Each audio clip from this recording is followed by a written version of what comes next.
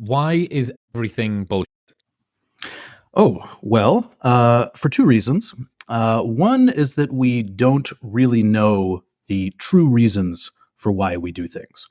So we think that we can just introspect on our minds and and the true reasons for why we do things just comes to the surface. We have full access to all of our underlying motivations and goals. But there is a lot of research, decades of it, in fact, that shows that that is not true. What we're really doing when we're explaining why we do things is we're coming up with a nice sounding, self-flattering story, a story that makes us look good, that makes us look competent and rational and virtuous. But we really don't know the truth about why we do things. And the other reason is that we are just as in the dark, if not more in the dark, about why other people do things. That is, we don't have access to their inner monologue or to the sights and sounds that make up their consciousness. And yet we are often just as confident about the reasons we give for other people's behavior as we are about the reasons we give for our own behavior. So if you combine these two facts, that we don't know why we ourselves do things and we don't know why other people do things, and you combine those two facts with the fact that most of what we talk about ultimately pertains to the reasons why we and other people do things, well, then most of what we talk about is bullshit. How is that different to lying? Well, lying is when you deliberately misrepresent the truth. So you know what the truth is, and you are intentionally saying something different. Bullshitting is when you don't really know the truth or when you don't really care about the truth. The truth is just not your concern. It's irrelevant. You're trying to pursue a social goal, whether that's looking good, whether that's persuading someone, whether that's making yourself look virtuous or competent or rational, or getting a better deal in a negotiation. That's the goal, not truth. And you might occasionally say true things in service of that goal, but whenever you do, it's by accident. It's not by design. The truth just happens to conveniently serve your purposes in that particular instance, but when it doesn't serve your purposes, you neglect it, ignore it, downplay it, minimize it, etc. So really what bullshitting is a kind of truth-free communication. You don't care about what's true, and it's just not at the top of your mind. It's not your top priority. Sometimes I guess it may end up being that the thing that you are bullshitting about may also end up being true. You might kind of like close your eyes, throw the dart, and it hits the bullseye on the truth dartboard. And it's like, hooray, like I told the truth today. This can be quite disempowering, I imagine, for many people to hear that you don't truly know yourself. You don't truly know other people. The things that you do believe that you're doing are you're not doing them for the reasons that you think that you're doing them. How do you not become a despondent black pill that throws himself off a bridge, given the fact that you've basically told everyone listening from your insight of expertise as a trained academic in the world of psychology that truly understanding yourself and the people around you is a hopeless, thankless, impossible task? Well, I don't think it's impossible. I thought if it was impossible, I wouldn't be researching it. I wouldn't be writing about it. I wouldn't have a Substack called Everything is Bullshit. So it must be possible for at least somebody to be right about why we do things. And, it just so happens that I think I'm the one who's right. I think I have the real reasons why we do things. And I think those reasons are backed up by a lot of interesting research from psychology and from evolutionary biology and game theory. So I wouldn't say that the search for the true reasons for our behavior is hopeless. But that doesn't make it any less flattering. I mean, it doesn't. I mean, the thing is, it's still kind of a bummer because even if we can say what the true reasons for our behavior are, those aren't going to be the reasons that we like. They're not going to be the ones that make us look good because obviously we have an incentive to give better reasons for our behavior than the true ones. So finding out the true ones is going to be a bummer necessarily. It's going to make us look bad. It's going to make us feel uncomfortable. And it's going to disrupt a lot of the status games that we play with one another. So, it's a bummer, but it's a double-edged sword. I mean, you can use it to attack your rivals and attack, status games that you see other people playing that you don't like. It's going to be much harder for you to call out the bullshit in yourself and to call out the bullshit in the status games you're playing. But ultimately, I think that a clearer understanding of ourselves is going to lead to good outcomes. I'm not sure what the exact causal pathway is between knowledge and good outcomes, but I'm pretty confident the pathway is there. In Robert Wright's Why Buddhism is True, which I know that you're a fan of as well, he's got this great quote that says, ultimately, happiness comes down to deciding between the discomfort of becoming aware of your mental afflictions or the discomfort of becoming ruled by them. I know that happiness is something that we may end up getting into later on as well, but I do think that largely he's true. And I asked Jeffrey Miller this, I've asked David Buss this. I've talked a lot about evolutionary psychology on the podcast over the last 2 to 3 years. It's been a pet obsession of mine. I find it endlessly fascinating. And it seems as close to me as a discipline that peers under the hood of human motivation to work out the genuine reasons for why we do things. And it doesn't always get that right, but it tries to get close to it. But as many of the people listening to the show, and I have realized, it can become disheartening to realize that you are essentially a marionette being played by the puppeteer of this ancient millennia old programming. Anybody that's taken the proximate versus ultimate reasons for behavior red pill understands that even the best reasons that you can give for the things that you do are not the reasons why you do them. So the rabbit hole descends very deeply.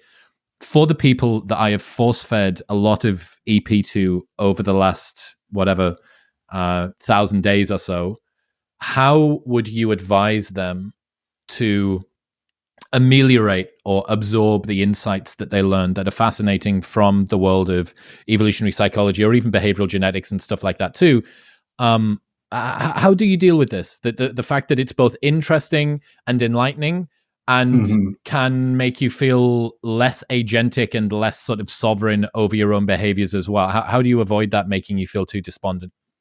It's interesting. The way I avoid it is by going one step even deeper and analyzing the despondency itself and where that comes from, and seeing that the despondency itself is another kind of marionette string that is, being pulled by my deeper biological instincts.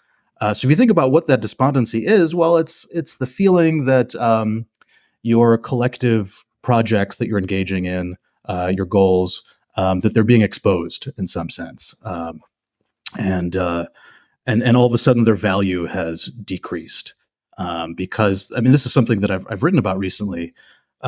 We cannot play a status game if we're all aware that it's a status game, because as soon as we become aware of it, then we stop getting status for playing it, because wanting status is a cue of low status. We don't like status seekers. We don't like social climbers. We call them vain and narcissistic and insecure and selfish and petty. And we don't want to be seen in that way. So this creates a paradox, in that in order to seek status, we cannot be seen as seeking status. We have to somehow get status without making it look like that was the goal, right? And when I say it's the goal, that can be destabilizing. It can threaten to make our status games that we're all playing together collapse. And we hate that. That's scary. Because if they collapse, then we could lose all our accumulated status that we've gained over many years of playing this game and practicing it and honing our strategies, right? That's very scary and very threatening. There's not much I can say to make it any less scary.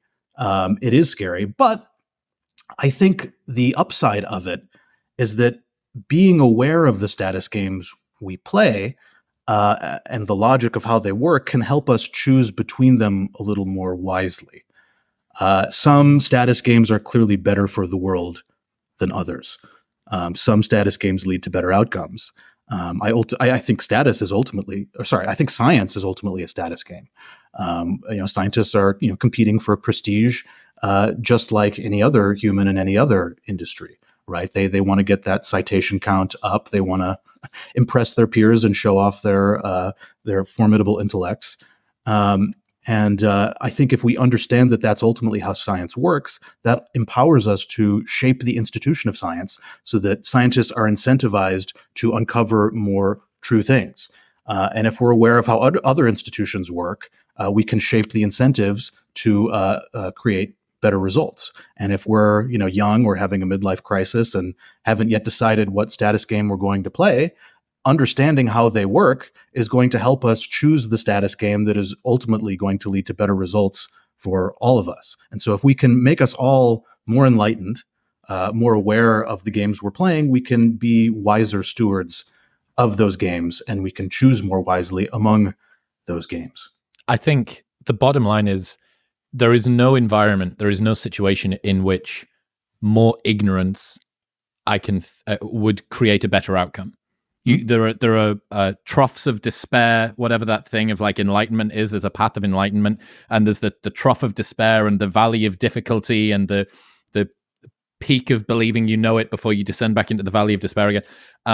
But there is no situation in which I can imagine more ignorance would actually be useful for this. Mm-hmm. So I want to get into seeing whether we can squeeze the spiral of status and seeking it and then undoing it and then learning it again to see if we can actually get to the point of doing something which is good for us and why we do what we do. But before we even do that, like, why is status so weird and random? Just high level. Why is it like that? Well, it goes back to what I was talking about the fact that we cannot play a status game while being aware that it's a status game. So there's an inherent fragility at the heart of all of our status games. There's a paradox there. And the paradox is we cannot know what we're doing while we're doing it, right? So in order for us to successfully compete for status with one another, the secret cannot get out that we're competing for status, right? So if we're engaged in a self-important, serious intellectual conversation, it cannot be revealed that what we're doing is participating in an intellectual pissing contest. If you and I found out that we're just, we're pissing around and trying to show off our impressive intellects, well, then all of a sudden we would lose all of our motivation to play the game. We would not be having the conversation because the opportunity, the potential to gain status from it would be gone. Why is it the case that thinking about the game destroys the game? Well, because as soon as we think about the game, we realize that it is a game, and then we realize that we're status seekers, and then we can no longer gain status because we don't like status seekers. Why don't we like status seekers? For a number of reasons. One is that we see them as selfish.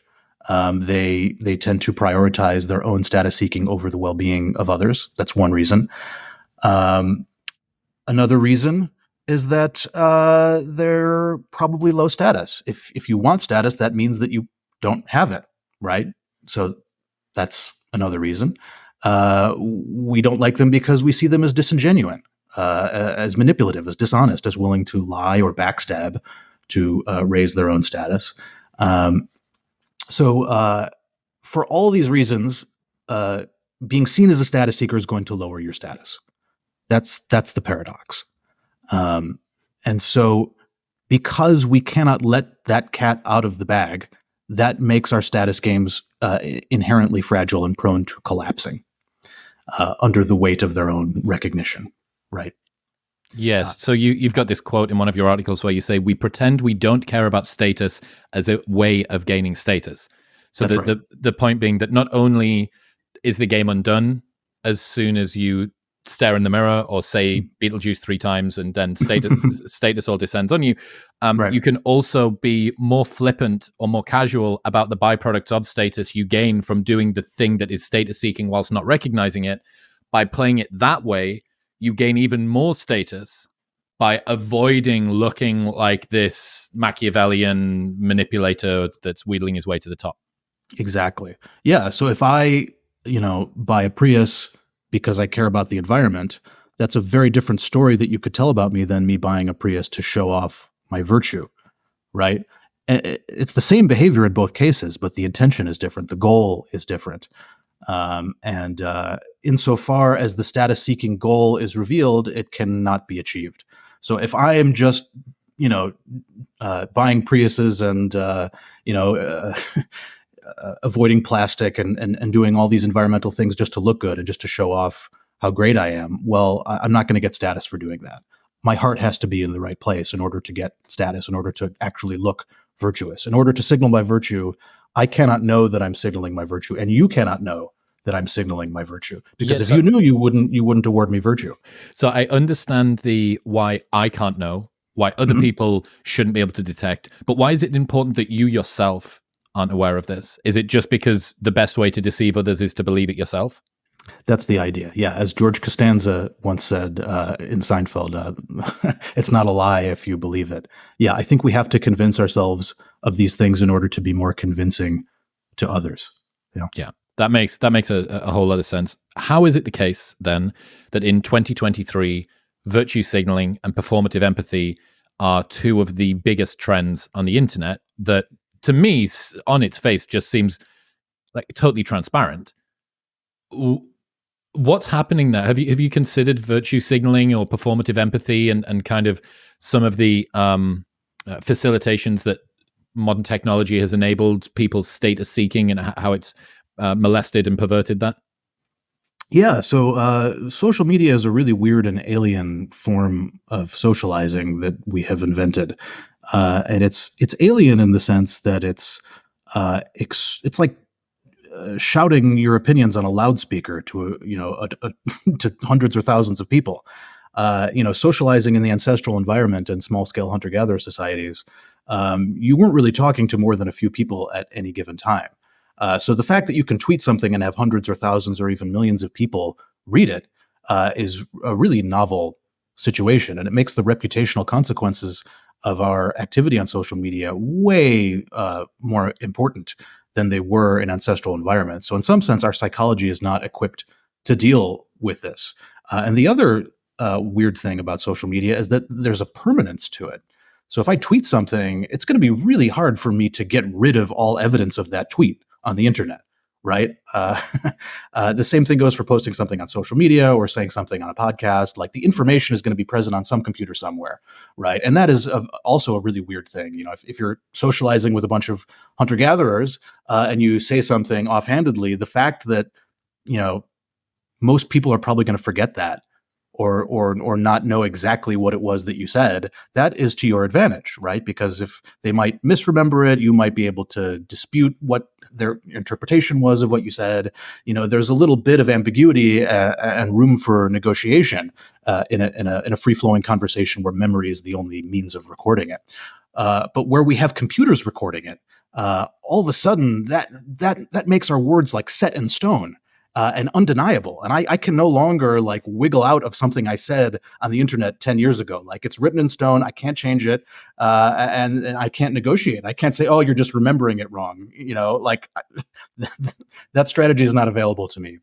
So it's those two things. I think the permanence and the huge audience we have that are really alien to us. And I think they're messing with our psyches in really profound ways. Going back to the fundamentals of how status works, it seems to me that the sweet spot is to somehow find a way to signal a trait whilst concealing the fact that you're signaling the trait. But the problem here is that the signaling of the trait is ultimately the thing that's going to get you status. So you can't completely conceal it, because if you completely concealed it, then it wouldn't achieve you any status in the first place. That's right. How do we balance this? Yeah. The key is the word completely there. So if we completely concealed it, then we wouldn't do anything or say anything, right? We wouldn't leave the house. We wouldn't be going on podcasts or writing Substack posts. The trick is to conceal it maybe 90% of the way, so that, only the really attentive person is going to pick up on the fact that, that you're great, and the thing is, they cannot pick up on the fact that you were trying to look great. They have to pick up on the fact that you are great. So you have to make your signal look like a cue. So it's probably important to backpedal on the distinction between signals and cues. So a signal is something that is intended to convey information, right? So if I say, hey, look at me, that's a signal. In evolutionary biology, we talk about signals as being something that evolved for the purpose of conveying information. A cue is something that is not intended to convey information. And in evolutionary biology, we say it evolved, but the reason it evolved was not to convey information. So, for example, if I'm sweating a lot or if I'm stammering a lot during this interview, that's a cue that I'm nervous, but it's not a signal. Cues are important in that observers can use them as valuable sources of information to guide their behavior, but they weren't intentionally emitted by the person, right? So the thing is, we're constantly looking for valid cues about a person's character, right? But we're not looking for signals because we know that signals can be dishonest in some sense. We know that there's an incentive to fudge and distort signals to make ourselves look good, right? And so we want to catch someone in their true form, as if they weren't being watched. You know, we want to gain deep insight into what they're really like and how they're really going to behave when no one's looking, right? And so that's the game that we play. Is we try to make our signals look like cues. We try to make it look like we're going to behave this way when no one's looking, when people are looking, or when we think people are looking, or maybe we're not even aware of it at all. But in any case, that's the game we're playing, because we're ultimately looking for reliable signs of a person's character so that we can count on them to behave in certain ways when we're not judging them, when we're not looking them, when they might have the opportunity to backstab us. We really, that's the key thing that we're looking for, and we want to try to signal that without making it look like we're signaling that. And in some sense, we may not even know ourselves that we're signaling that. It may be better for it to be unconscious. It's got me thinking about the common held piece of dating advice, which is look at how they treat serving staff and waiters when you go to restaurants. And I think that I might be right in saying that is something people think of as a cue that is indicative of a signal, that it's indicative of something that's deeper. It's like the sweating or the stammering, that it's seen as such a normal everyday interaction that it should be people at their least encumbered, right? This is their your true self comes out on YouTube between 10 p.m. and 11 p.m. at night, and when you're dealing with a serving staff person or a waiter in a restaurant that's got your order wrong. Like, those are the two times that you're at your truest, at your most transparent. And I'm thinking about different examples of that. What about you? You wrote this great article on your Substack that everyone should go and check out about status. Was there anything that popped up that you thought was a particularly interesting example of the weird ways that status can get hijacked, that people use it and abuse it and kind of get confused by it? Yeah. So actually, there was an interesting piece in the New York Times I was reading about how wealth signals have become concealed. So I don't know if you noticed this, but in Succession, one of the main characters was wearing a baseball cap. But if you actually zoom in on the cap and do some research, you find out that the cap is like $20,000 or something like that, right? So it might look like a normal baseball cap that sort of conveys his, working class nonchalance, and yet it is just a covert status signal. And the article goes through many examples of these things that are designed to look cheap and mundane and commonplace, but on closer examination are actually wildly expensive. And that sort of, what we call that in game theory, is a buried signal. That is, only some people can detect the signal. So wealthy people are going to know that it's expensive, but ordinary people aren't going to know. So you're trying to signal the trade to a specific type of audience whom you really value, while maybe not caring so much about other audiences. So that's an interesting example of it. And the other interesting example of how these status games work is what I call sacred values.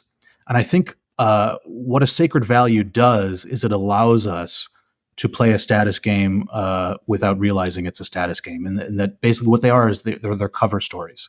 They're narratives that we all share and that we all tell ourselves about the true reasons why we're doing things. And they're often altruistic and noble and idealistic and overly abstract, so that they can potentially accommodate anything we're doing. Stuff like authenticity, self-actualization, happiness, equality, justice, honor. These are all sacred values that are designed to protect our status games from collapsing. And the way they protect our status games is by appearing as though they are the opposite of status.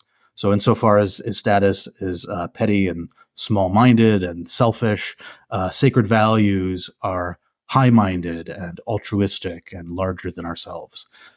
We want to try to engineer the concept to be as distant from status as possible so that it's not confused with status. Because as soon as it's confused with status, the status game collapses. So that's what a big part of what I think sacred values are. And I think if you look at any cult, any tight-knit group, their status hierarchies are bathed in sacredness. Sacredness is saturated in their culture. It's not even a status hierarchy. It's a justified great chain of being. These people are genuinely wiser and more virtuous, and that's why they have power over us. We're not submitting to a dominant alpha. The alpha, the person is shepherding us toward wisdom and transcendence.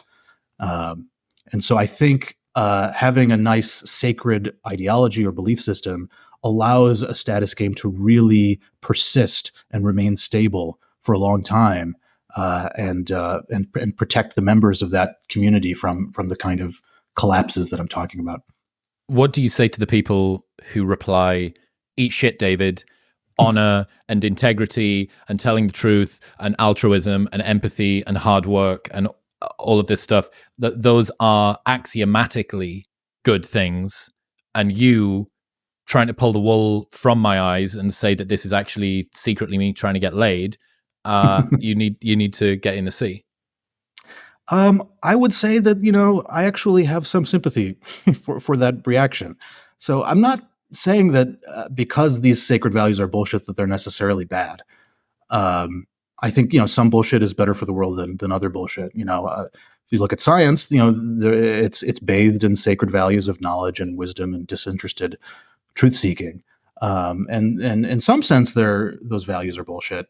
But in another sense, it's really good that those are the values that are, being pursued, or at least, being pretended to be pursued, because the institution of science needs those values in order to persist and in order to uncover genuine truths. For the same reason, status games around success in business or athletics or whatever, they can motivate genuinely good behavior. And yes, you could say that at the end of the day, it's motivated by status, but at some point you got to shrug your shoulders and just say that's human nature, and we got to deal with that, and we got to accept it. And if we want to change the world for the better, we have to recognize that. Because if we want to create a better world, there's no way to do that other than by changing the social norms, which ultimately means changing what gets us status and what doesn't. Like that's what social change is at the end of the day.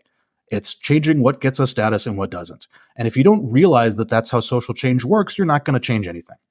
And so I think being realistic about how this works is going to make us wiser, both consumers of culture and producers of culture. Yeah, what should people take away, given that you've just spent 20 minutes deconstructing potentially what everybody is motivated to do their behaviors due to? How should this inform the way that they see the world and move forward? Yeah, I think it can give you a little more compassion and empathy, honestly, and that you realize that everyone out there is just as scared and insecure and self-conscious and lonely as you are, and that's ultimately what's driving their behavior. And it can help us, have a little empathy for the people we might disagree with politically. We like to think that they're in pursuit of some, evil, wicked agenda, but really they're in pursuit of the same agenda we are. They want to be loved, they want to be praised and respected, and that's ultimately what's behind them. And we have the same human nature as them. And the more we understand that, I think the more we can better work together with those people under the recognition of our own shared humanity. Yeah, a couple of things there. Definitely, most people that did heinous, awful, despicable things in the past believed that they were doing good. There's very few people who actually do evil things in full recognition that it's evil, because that's not the way that we're wired. What would be the motivation to do that? There has to be something on the other side of it. And Absolutely. yeah, I think the acceptance of the fact that status games aren't going away, ultimately, it's very difficult to even conceive of a world in which genuine altruism, bereft of any sort of reflective glory on the person, the altruist, what that would even look like, how that would even work, and how you would motivate someone to do it.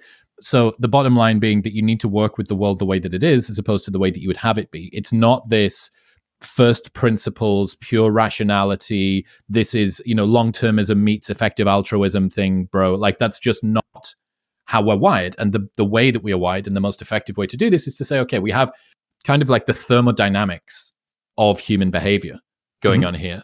Yep. We need to be able to play within the rules of this game. And there's another Substack post of yours which I absolutely loved, which was to do with our desires and how they work.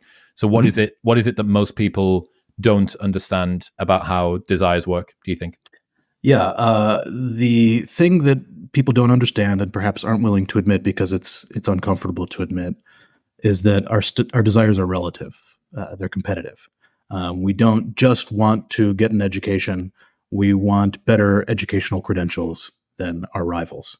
We don't just want people to like us. We want people to like us more than they like other people. We don't just want to have opinions. We want to have better opinions and smarter and wittier opinions than other people.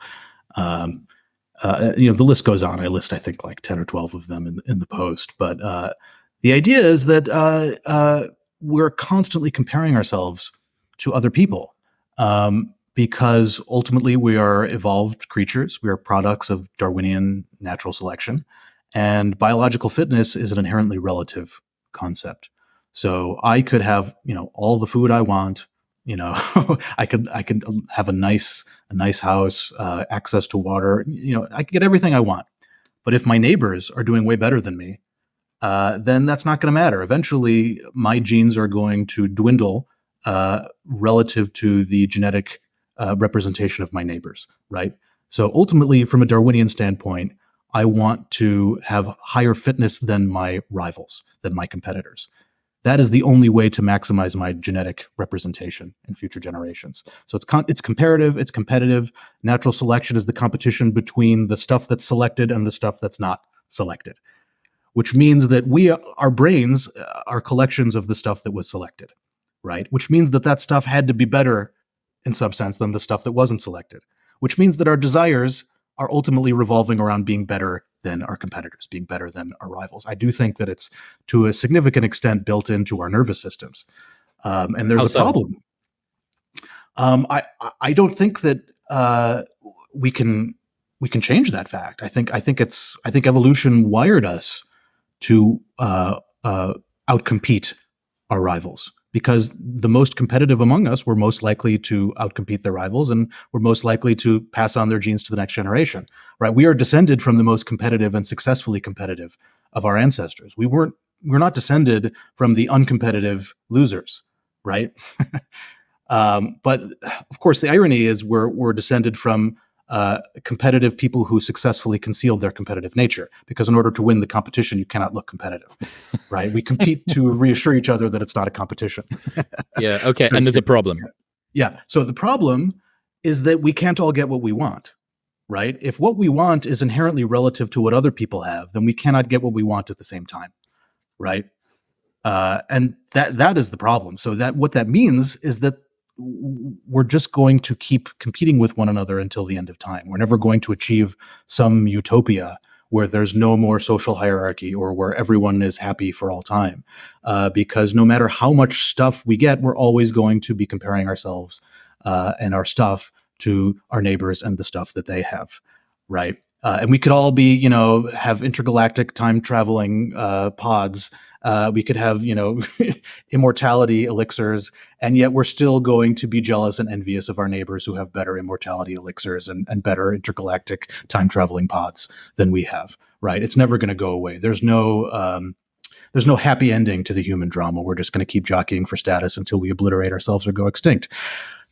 But there is some hope. I don't want to be completely depressing here. I know that I tend to lean in that direction with my Substack, and I'm trying to work against it. But I think the one way we can sort of outsmart evolution is by successively outcompeting older generations. So if status and living standards keep rising from generation to generation, then we're all better than somebody, and that's always going to be the previous generation. And that's great, because ultimately what we want is to be better than somebody. It gives everyone what they want. But here's the loophole, is that the previous generations actually want future generations, which include their children and grandchildren, to be better off than themselves. It's in their Darwinian fitness interests for future generations to do well, right? So everybody wins when we outcompete our elders. When we say "Okay, Boomer," that is the slogan of human progress, right?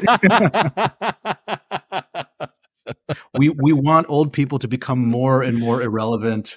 Yeah, that's brilliant. Yeah. So I've got it in my head. Gene Twangy's work on generations looked at how from whatever it was, the Gen Xers and the one before it, not the boomer, what was the one just after the Great Depression? Anyway, that group all the way through. And she talks about this uprising of the middle class, the ease of access to cars, the ease of access to households, et cetera, et cetera. And then you see this pivot, and you can even see, you call it intergenerational competition theory. You can even see the reverse of this at work, or when this goes wrong. And I think that millennials and specifically Gen Z have a bee in their bonnet, because they look at their parents' generation and they see that they were able to buy a house by the age 30, and they were able to support a family just on one living wage, and they were able to afford 2 cars and 2 holidays per year on a normal job. And they don't think that that's the case. And yeah, there are children who are upset that they're not doing better than their parents, but there are very rarely parents who are upset to see their children doing better than them. And I think that seesaw asymmetry explains your ICT idea. Yeah, absolutely. I think you can explain a lot of the problems we're having by the inability of some segments of the population to outcompete their elders. And if you look at the research on what's called deaths of despair, it's primarily happening among groups of people who think of themselves as failing to outcompete their elders, or among elders who view their children as failing to outcompete them. That's one as well, that parents of dispossessed children. Yes.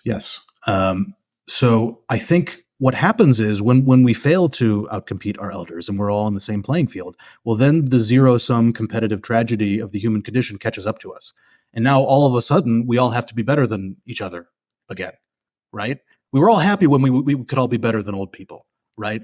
We all win, But if we're not better than old people, then oh no, who are we going to be better than? Now we have to compete with one another. We have to form coalitions and tribes to get more stuff than other people, and all of a sudden the competitive ugliness of human nature kicks in. So I really do think that the key to prosperity is successful intergenerational competition. It might be the one thing that is preventing us from killing each other. Yeah, I dropped my insight about this to do with the fact that because of this comparative game that I think is relatively inescapable, definitely at a macro level. Individually, enough meditation, psychedelics might be able to dissuade you of this, but that's not going to work for the populace. I said to Sam Harris that I think it's a reason that universal basic income fundamentally doesn't work, because you end up flattening the income hierarchy down. Oh, well, we've got robots to do everything now. And we believe that everyone's just going to lie under a tree, totally blissed out, doing fucking poetry and playing the acoustic guitar. What's more likely going to happen is that people are going to find weird and wonderful ways to accumulate status again.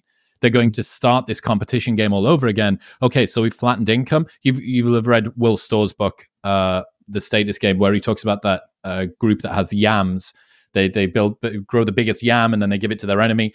It's just going to be a society of people growing massive yams, or crocheting, or whatever it is. That's an arbitrary, not that much more or less arbitrary than accumulating resources or buying a Ferrari or a Rolex or getting boob job, but largely just a different status game. And I think that it's one of the problems that you get when you look at UBI. And also, if you're right, and I feel like you probably are, and this intergenerational competition theory is one of the domesticating forces that keeps people feeling happy and sane, that I might not be doing better than my next door neighbor, but I'm doing better than my parents on average across a civilization.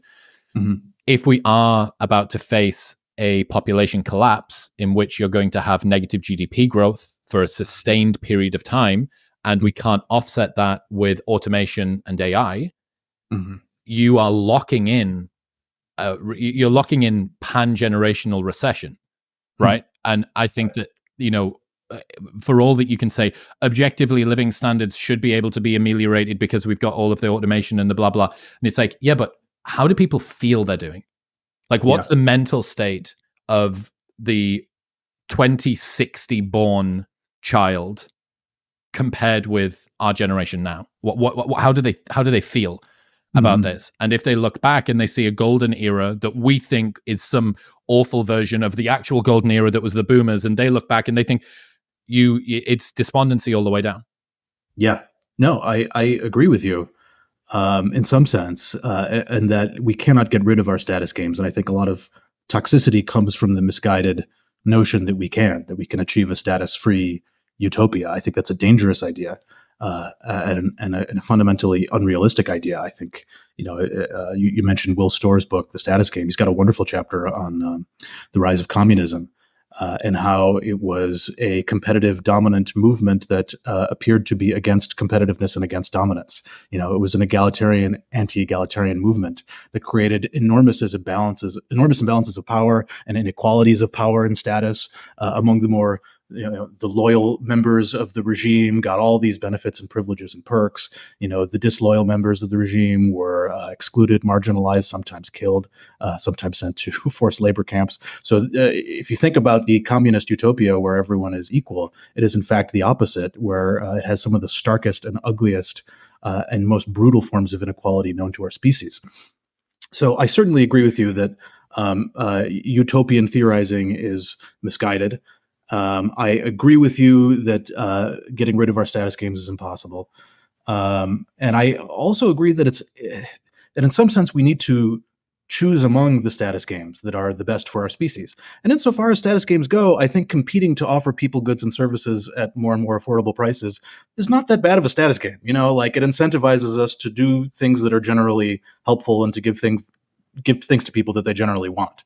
So I think markets are a pretty good status game as far as status games go, and I think that they are sadly underrated by a lot of people on the political left.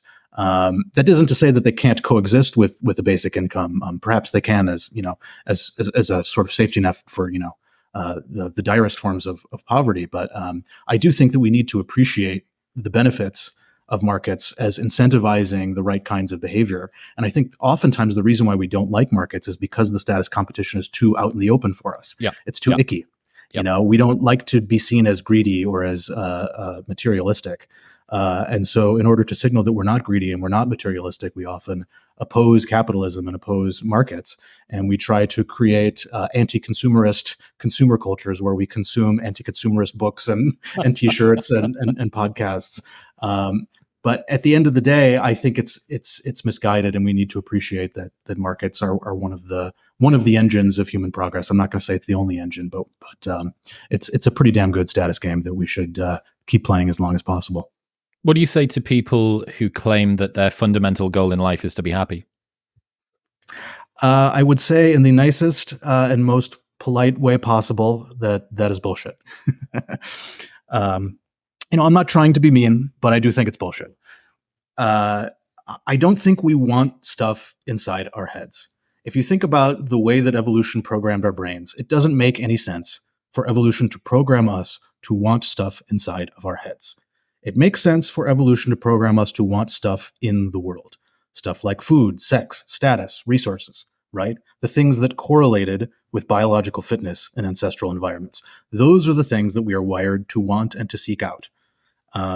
We don't want the idea of that stuff. We don't want the story of that stuff. We want the real stuff in the real world. We don't want to be misguided or mistaken. We don't want to be deceived about it. We want the real stuff. So I find the idea that we evolved to want happiness to be fundamentally evolutionarily implausible.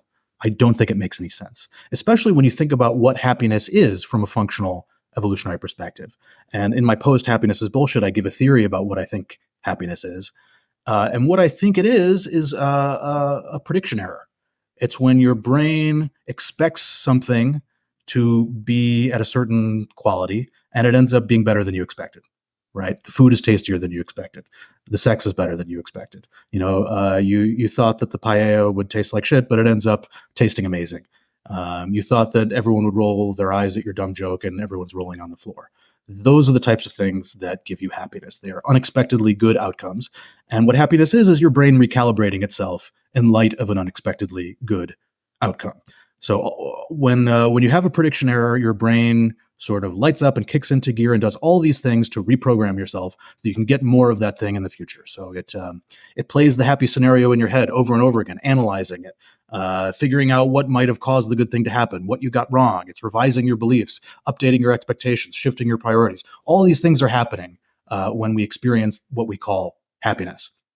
But that doesn't mean that we want to be happy. That's not the thing that we're seeking.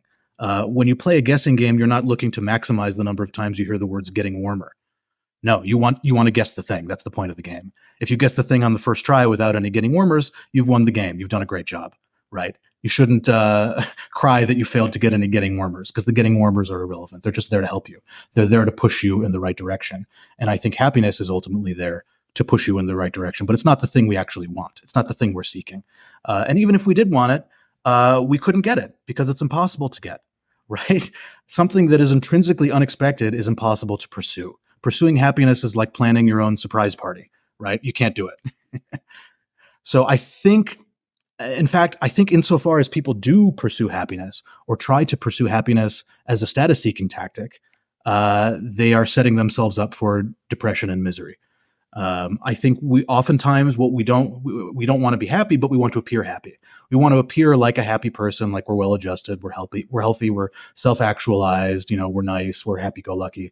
That's what we really want. We want to convince other people that we're happy, and even convince ourselves that we're happy, and perhaps convince ourselves that we really do want to be happy, and we're the type of person who seeks happiness as opposed to status or prestige or something. That's ultimately what we're seeking. But insofar as we seek that, we're making ourselves miserable because we cannot get the thing that we're seeking.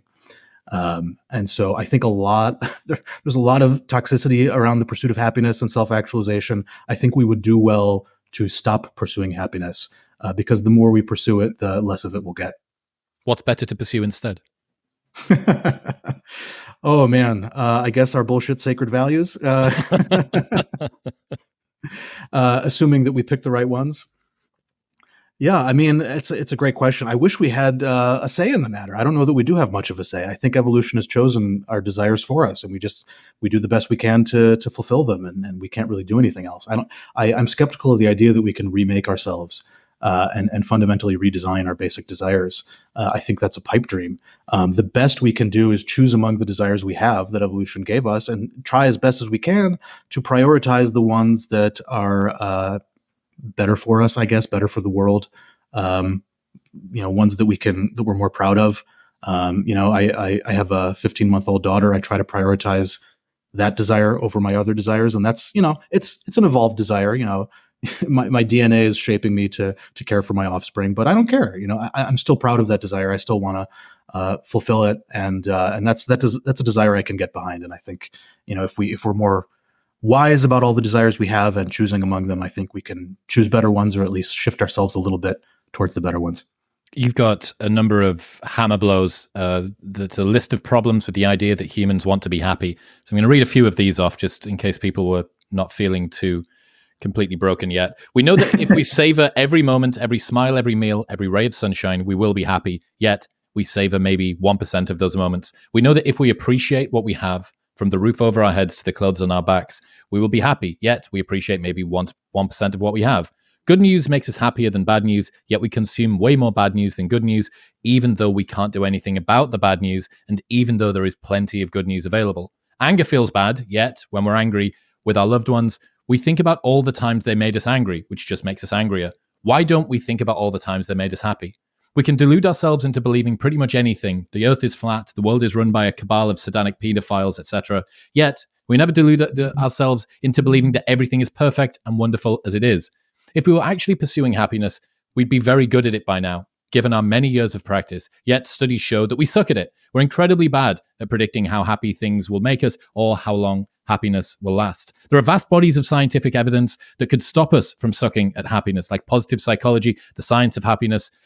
Yet, Most people aren't very interested in this research because it's kind of boring. We work too much, and some of us literally work ourselves to death, even though we're well aware that this makes us unhappy. Having a child makes us less unhappy and more stressed, and we know this, yet we do it anyways, often multiple times. We maintain relationships with assholes, even though it'd be clear that we would be happy without those assholes in our lives. We constantly beat ourselves up, but almost never give ourselves compliments, and we complain about Twitter on Twitter. Wow, it sounds so much better when you read it, Chris. It's the British accent. But yeah, man, all of those, it's so right. And you kind of lay out a bunch of objections. Oh, well, it's hard. Oh, well, I want to do it, or I try to do it, even though I can't do it. There are a number of potential barriers that people would put in place about why it is that they would want to do that and they don't manage to achieve it. They mean to do it, even though they're not good at it. I don't know what replaces it, though. Peace of mind is the closest approximation I've found to something that's scalable as like a mental state that I think that people should really, really try and optimize for. I think meaning is probably not far off as well, but meaning can actually be perturbed by peace of mind. So, from everybody that I've spoken to, and it often gets into just this semantic argument of like, well, what do you mean by happiness exactly? And what do you mean by meaning exactly? And how long does happiness last? So on and so forth. But it's my belief that if ultimately what we want is to live a life which in retrospect we are glad that we lived, a combination of peace of mind and meaning. Peace of mind facilitates everything else, because if you don't have peace of mind, no matter how good the life is, you're Dan Bilzerian in a rocket ship surrounded by Playboy models, like, guess what? You're having a shit time. So that doesn't matter. Your moment-to-moment experience of the world is going to be tarnished. And if you don't do anything which is meaningful, the second that you do begin to reflect on whatever it is that you've done, you're going to be ashamed of it. Or at the very least, you're just not going to be proud of it. Because I think, meaning is doing the thing which you tomorrow would have wanted you to do. Right, like that's a nice conception of it. That in that was a good choice for me to make. I'm glad that I did that, and that's why when you are faced, if you are on a diet, if you're tempted to cheat on your partner or whatever it is, asking yourself, what would me tomorrow want me today to do, is such a lovely reframe. It gives you a little bit of distance. It makes you project you out into the future. But between those two things, like, I don't really know what the fuck else we're doing here. Like, what are we doing here? We're playing these status games. But ultimately, our desires aren't our desires. They're desires that are manipulated by a variety of other things that we didn't get to choose. We're hopelessly at the mercy of these millennia-old marionette strings that are playing with our different preferences. Even if we do manage to do enough evolutionary psychology to learn why we do the proximate reasons for our behavior, the ultimate reasons for our behavior come and smash us in the face. And then happiness, the one thing that's supposed to be this universal good that we were all chasing after, maybe isn't actually that scalable. And how would evolution have programmed it into our brains in the first place? So lots of nails in coffins, I fear. Chris, I wish I was better at poking holes, or I wish I was better at telling new stories than I was at poking holes in our existing stories, because I'm clearly better at the hole poking than I am of the telling of the new stories. Maybe that's something you're better at than me. But it's something that I've struggled with. What do we do if not pursue happiness? Well, I like your idea of pursuing meaning. What I think meaning is ultimately long-term. I mean, sorry to bring it back to the depressing evolutionary psychology, but what I think meaning is long-term fitness value. So we have things that maximize our fitness in the long run with uncertainty and with continued effort and persistence, and we have things that maximize our fitness in the short run immediately. So things like, food in your mouth right now, that makes you happy or makes you feel pleasure. But caring for your child, that's more of a long-term fitness maximization strategy. Your child isn't going to become a healthy adult all at once. It's going to take many years and a lot of patience and a lot of kindness and support from other people. The same thing goes for starting a social movement, forming a tribe that's going to be a successful tribe, or it's going to outcompete other tribes. That takes a long time. It takes a lot of effort and persistence, and it might cause you pain in the short run. My daughter can sometimes be a pain in the ass. But what meaning does is it helps me weather those storms. It helps me put up with those temporary pains and discomforts and keep my eyes on the prize of the long-term goal of raising her to be a healthy adult. The same thing goes for other meaningful projects like, forming a stable community, forming a strong tribe, cultivating a valuable skill that gets you a lot of success. That's something that takes a really long time and can be meaningful for people. Forming a really good, trusting relationship with somebody can be meaningful. Those things are good.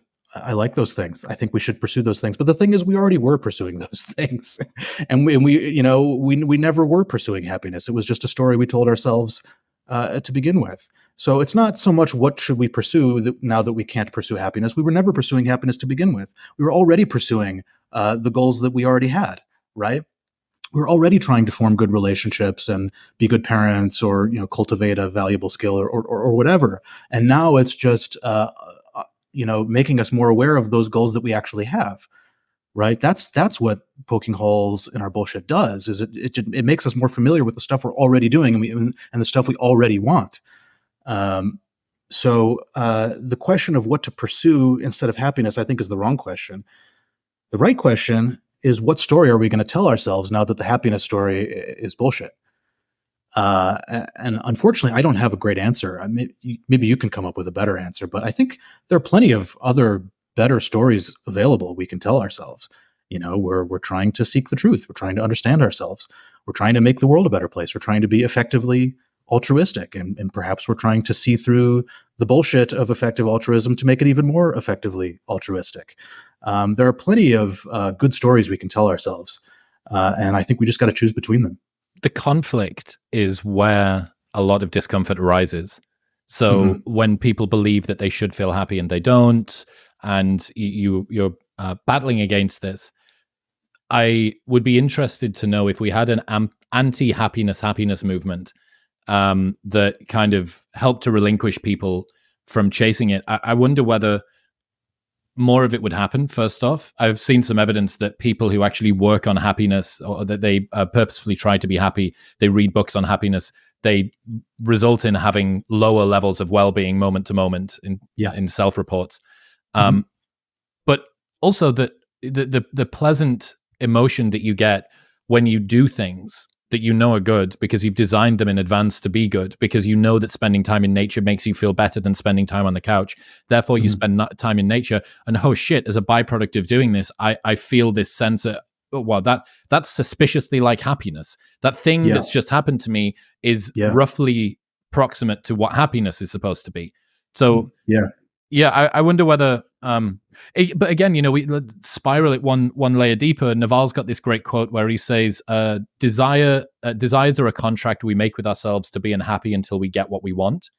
And I don't think that that's necessarily untrue, that as soon as you posit an ideal, you then begin to compare yourself to that ideal. And up until the point at which you reach it, there is a sense of dissatisfaction. If you want the car, you are ruminating about the car, you're researching about the car, you see it on the street all the time, you work and you work and you work, and then you get it, and then you just flick on to the next one. So it is an agreement that your level of life satisfaction will be capped up until the moment at which another thing happens and you reach it, and then very quickly you do that. That ratchet of ever difficulty increasing achievement doesn't seem like a scalable solution for, call it what you want, well-being, human flourishing, eudaimonia, whatever.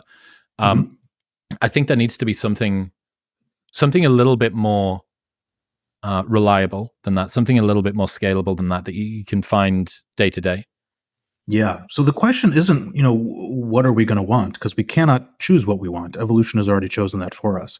The question is, what are we going to pretend to want? What are we going to socially reward ourselves for appearing to want? Right? That's the one thing that we have control over. We have control over the stories we tell ourselves. And those stories are powerful. Those stories actually do change our behavior. Right? So what story are we going to tell? I like your peace of mind idea. And I think, in some sense, we do want peace of mind. If you frame peace of mind as the feeling you get when you get what you want, and you no longer want other things, then yeah, I guess we do want that, because that's just a different way of saying we want what we want, or we want to get what we want, right? And nature is an interesting example.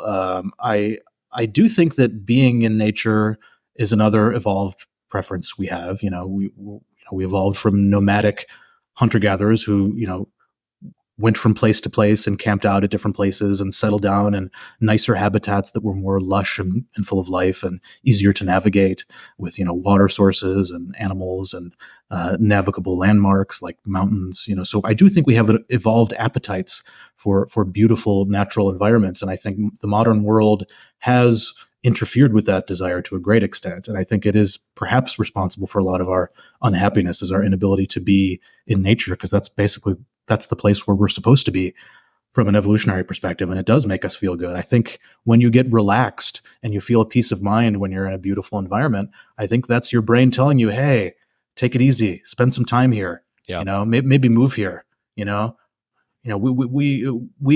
meaning your genes, we want you to stick around here as long as possible. This is a good place. I remember reading an article a while ago that explained why vast spanning views.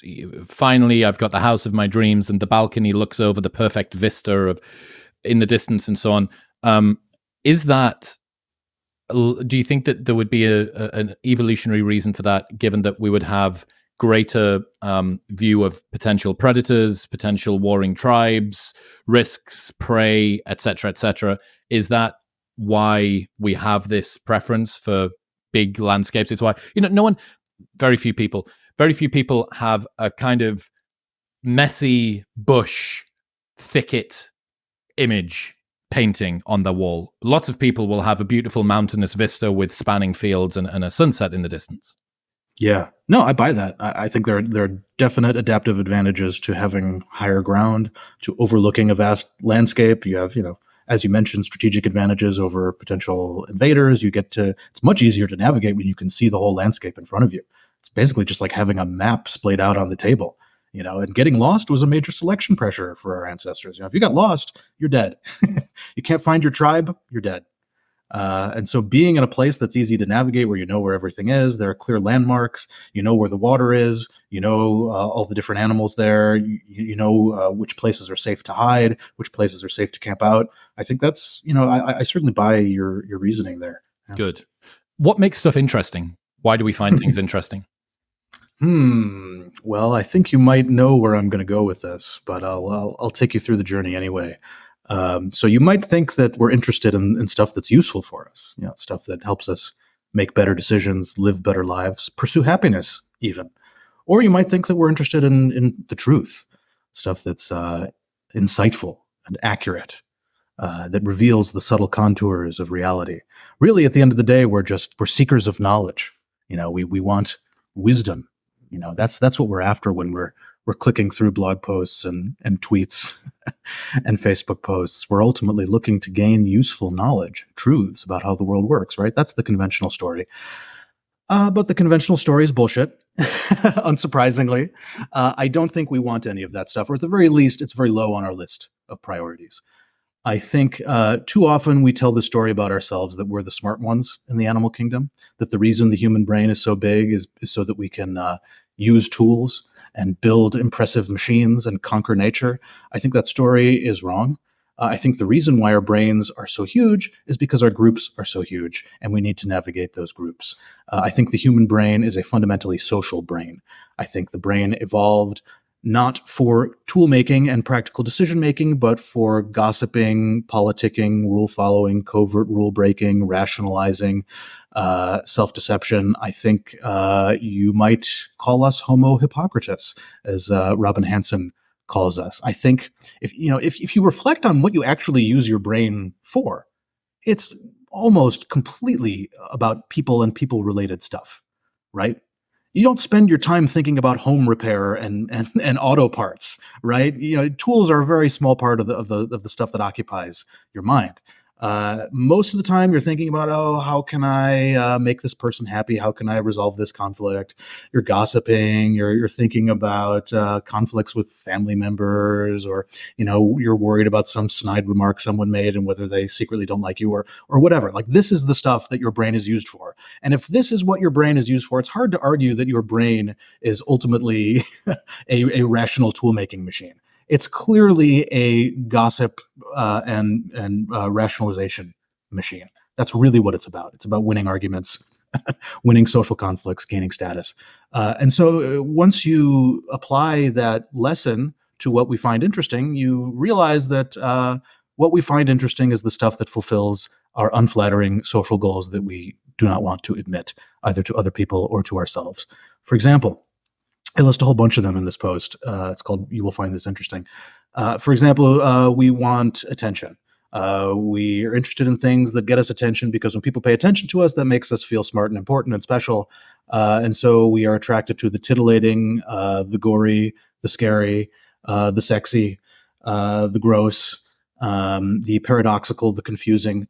All these things help us get attention. We're interested in things that almost no one else believes. So strange beliefs, weird beliefs, counterintuitive beliefs. Because if we can prove to people that they're right, well, then we get to look smarter than everyone else. So we're looking for that for those rare beliefs that help us gain an edge over our competition. Same thing goes for moral beliefs. We want stuff that makes us look morally superior to other people. We want stuff that casts our political rivals in a negative light, that makes our political allies look good. We want information that justifies what we were going to do anyway, or what we wanted to do anyway. We want to fit in. We read the news and read about sports and celebrity gossip, not because these things are inherently useful, but because everyone else is talking about them and we don't want to be left out of the conversation. If you think about what's true and useful, the vast majority of it is old, and yet we're obsessed with the news.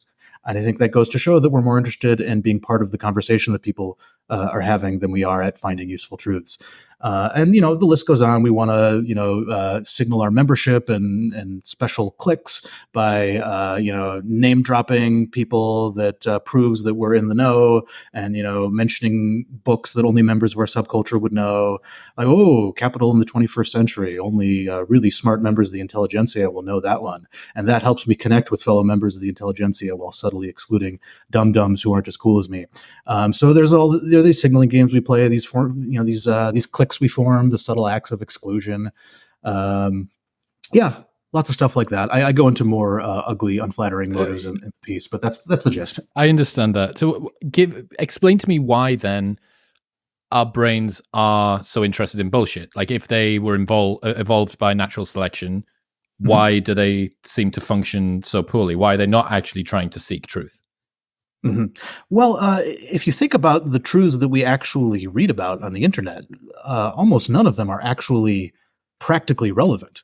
If you think about the policies that are going through Congress, you're not going to be able to affect those policies. You can vote, yeah, but you have a 1 in 60 million chance of swaying the election. You can't really you can't do anything about the political events that are taking place in your country, and yet we're fascinated by politics. It's almost all of what we pay attention to, right? Which goes to show that it doesn't make much sense for us to care about what's actually true in the political domain, because what's true or what's false doesn't really affect us. What affects us is our social standing among members of our community. So yeah, I might not personally lose out if I support a policy that makes the world worse.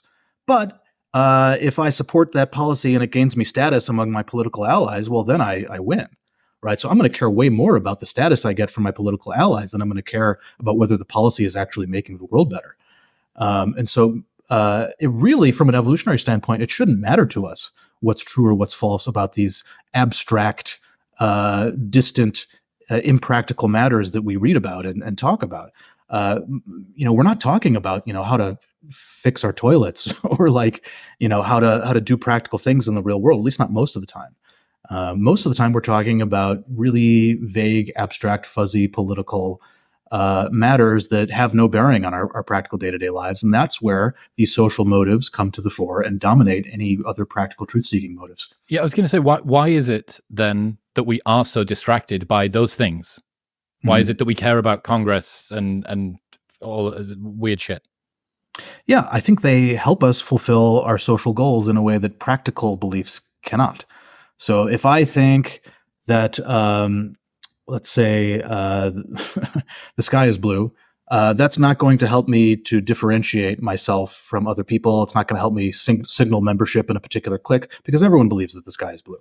If I believe that there's something wrong with my carburetor in my car, other people aren't going to disagree with that. I can't be I can't use that to gain status, right? So there are really only a specific set of beliefs that we can use to play social games with one another.